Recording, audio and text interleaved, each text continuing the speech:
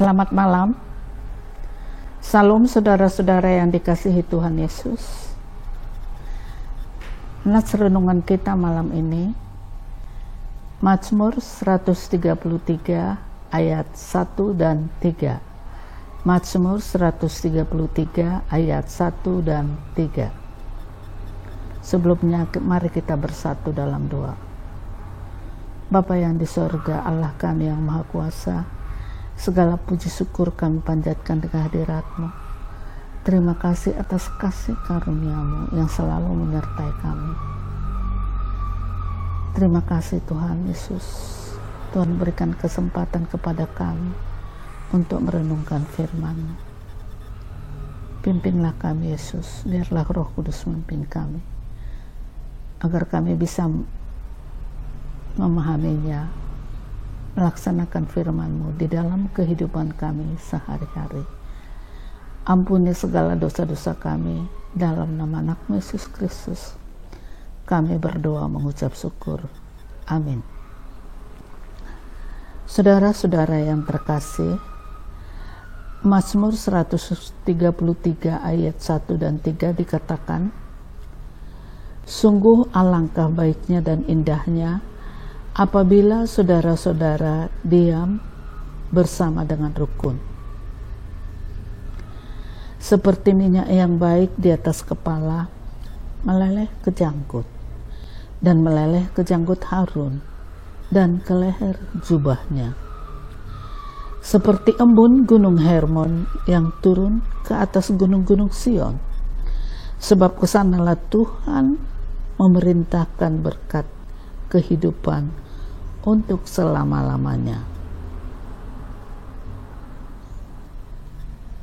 Kita bersyukur kita bisa merenungkan firman Tuhan malam ini. Saudara-saudara, adapun latar belakang firman ini ialah nyanyian Mazmur Daud mengenai persaudaraan yang rukun. Sungguh alangkah indahnya bila saudara diam bersama dengan rukun, seperti minyak yang baik meleleh ke janggut Harun dan ke leher jubahnya. Seperti embun gunung Hermon yang turun ke atas gunung Sion, sebab kesanalah Tuhan memerintahkan berkat kehidupan. Saudara-saudara dikasihi Tuhan, alangkah baiknya dan indahnya bila kita hidup bersama dengan rukun. Oleh karena itu penting bagi kita untuk memahami bagaimana kita sebaiknya hidup rukun dengan sesama. Saudara-saudara, bagaimana seharusnya kita hidup rukun dengan sesama? Kita hidup rukun dengan sesama kalau kita perhatikan Alkitab ini, nats ini, ada 3 cara bagaimana hidup rukun dengan sesama. Pertama, kita hidup rukun dengan sesama dengan kasih. Mazmur 133 ayat 1. Kedua, kita hidup rukun dengan sesama dengan kerendahan hati. Ketiga, kita hidup rukun dengan sesama dengan kesatuan.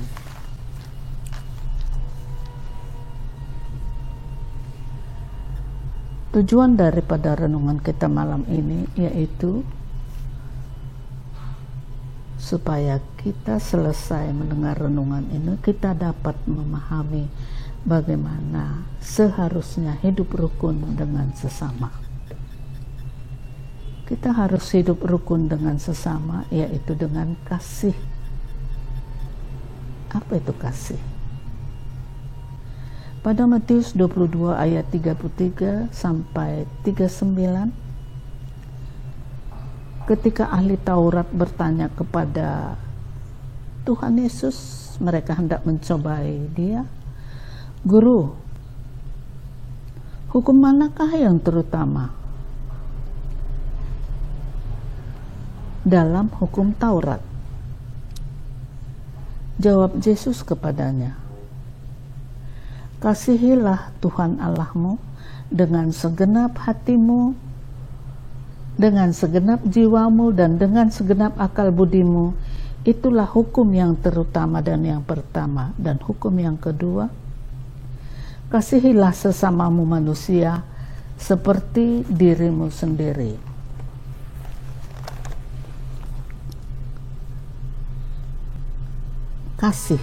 Kasih pada 1 Korintus 13 ayat 4-8 dikatakan, kasih itu sabar, kasih itu murah hati, tidak cemburu, tidak memegahkan diri, tidak sombong. Ia tidak melakukan yang tidak sopan dan tidak mencari keuntungan diri sendiri. Ia tidak pemarah dan tidak menyimpan kesalahan orang lain. Ia tidak bersukacita karena ketidakadilan, tetapi ia bersukacita karena kebenaran. Ia menutupi segala sesuatu, percaya segala sesuatu, mengharapkan segala sesuatu, sabar menanggung sesuatu. Saudara-saudara, seperti tadi kita lihat dalam kisah Abraham dan Lot, para gembala sering tidak akur, dan Abraham berkata, "Lot, kita ini saudara, kita kerabat, negeri ini terbuka untuk engkau. Jika engkau ke kanan, aku ke kiri, jika engkau ke kiri, aku ke kanan." Kita lihat di Kejadian 13 ayat 7-19. Abraham juga menyelamatkan Lot ketika Lot tertawan, dan Abraham membebaskan dia dan seluruh anggota keluarganya. Saudara-saudara, dari kisah Abraham ini kita melihat Abraham dan Lot kembali bersatu, hidup rukun. Saudara-saudara, dalam kehidupan berkeluarga sering kita menemui adanya perselisihan antara keluarga disebabkan warisan. Sering ahli waris tidak akur sesama mereka karena warisan. Ahli waris mengatakan kepada anaknya, anak-anaknya, dan anak-anaknya juga jadi tidak hidup rukun dengan antara mereka dan saudaranya. Seharusnya kalau itu warisan, misalnya tanah, mereka kerjakan bersama atau mereka bagi bersama, mereka akan hidup rukun dan tidak berselisih.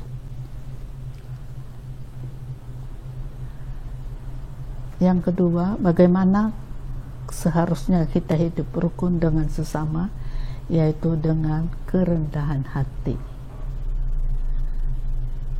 Tadi yang kedua dikatakan seperti minyak yang baik di atas kepala, meleleh ke jangkut Harun dan ke leher jubahnya. Pada Mazmur 133 ayat 2, kita harus rukun dengan kerendahan hati. Rendah hati, tidak sombong, tidak angkuh. Tidak sombong, tidak angkuh. Rendahan hati itu terpusat kepada kebutuhan orang lain, kepada keperluan orang lain.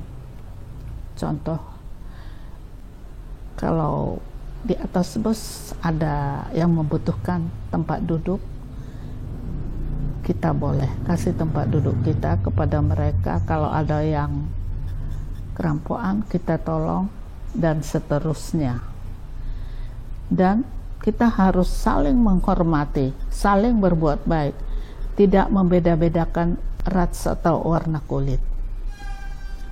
Pada tahun 1963,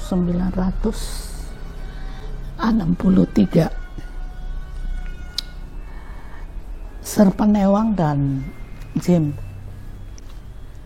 White sama-sama sampai di puncak Gunung Everest. Kemudian Jim mengatakan, yang dari Amerika, silakan saudaraku, tetapi dengan senyum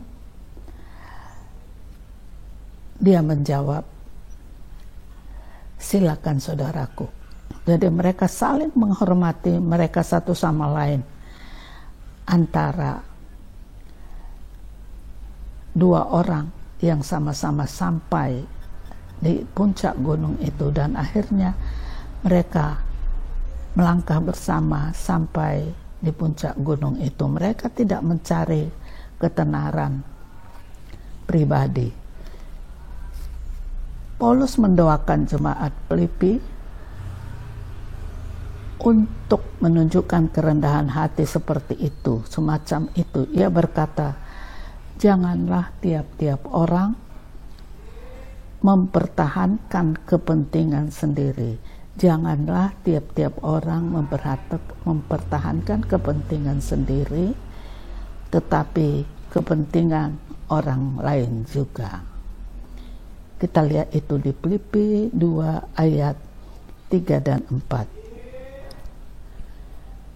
Saudara-saudara, seperti tadi, dengan kerendahan hati,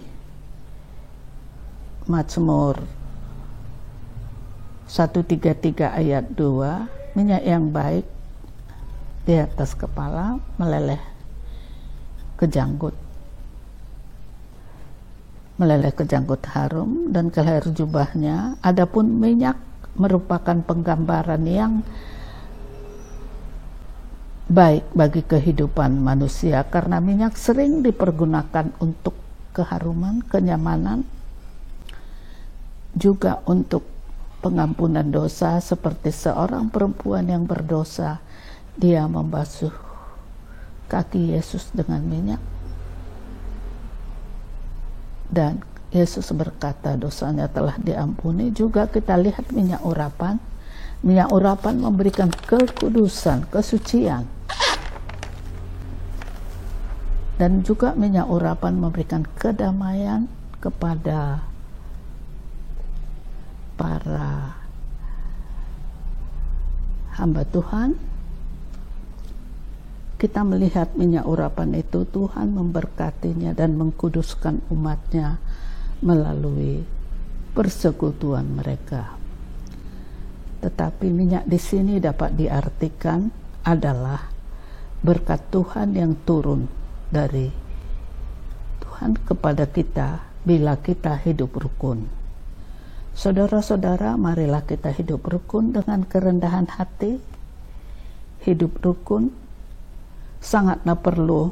Untuk itu kita perlu membangun kerukunan dalam keluarga dan sesama kita. Ketiga, hidup rukun dengan kesatuan. Seperti embun Gunung Hermon yang turun ke atas gunung-gunung Sion, sebab kesanalah Tuhan memerintahkan berkat kehidupan selamanya. Saudara-saudara, kesatuan ini digambarkan seperti embun yang menyegarkan di atas gunung Hermon dan turun ke gunung Sion. Pemahaman utama ialah embun mengungkapkan karunia Allah dalam kehidupan. Tetapi pengaitan gunung Hermon di kerajaan utara dengan gunung Sion memberikan petunjuk bahwa Allah memberikan karunia kepada umatnya apabila mereka ada dalam persekutuan. Turunnya embun Hermon ke Gunung Sion merupakan mukjizat persekutuan. Adalah mukjizat anugerah ilahi. Kita lihat di Efesus 2, 11 sampai 22. Di mana berkat pribadi saling dibagikan untuk kepentingan bersama, persekutuan demikian, itulah Allah senang memberkatinya, dan itulah bukti kepemilikan kehidupan untuk selama-lamanya. Dalam adat yang mengikat, semua anggota keluarga dan keputusan para orang-orang tua biasanya menjamin kesatuan. Kini, dalam masyarakat majemuk dan senantiasa berubah-ubah, mengharapkan dengan persoalan baru, kerukunan menjadi suatu ikatan formal saja.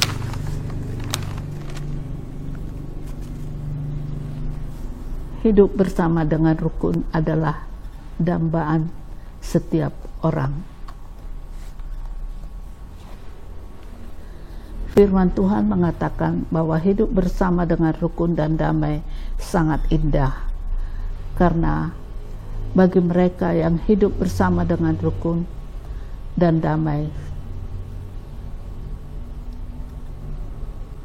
hidup bersama dengan rukun akan memperoleh berkat, seperti di ayat 3, sebab kesanalah Tuhan memerintahkan berkat untuk selama-lamanya.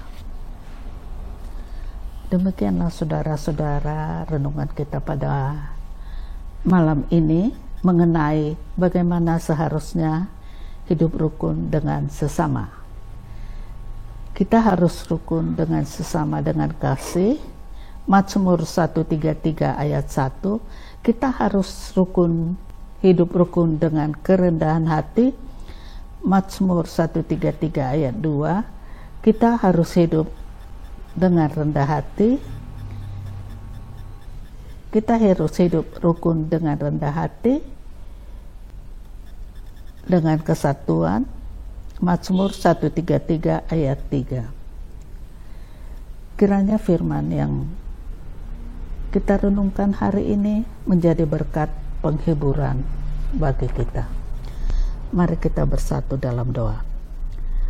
Bapa yang ada di sorga, Allah kami yang maha kuasa, segala puji syukur kami sampaikan kepadamu Tuhan. Terima kasih Tuhan atas firman-Mu. Kuatkanlah kami untuk melakukan ini di dalam kehidupan kami sehari-hari.